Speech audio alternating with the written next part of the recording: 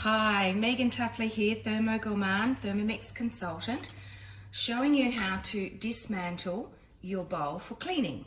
There are two ways to do it.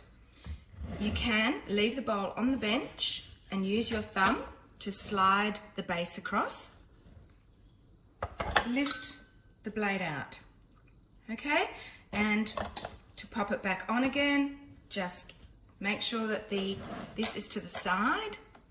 Pop the blade back in, slide it, you might have to wiggle it a little bit to get it in, and slide across.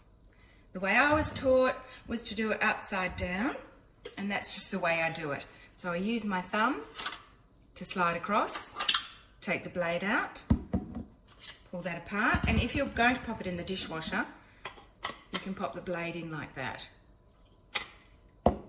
Okay, to put it back that way is the same.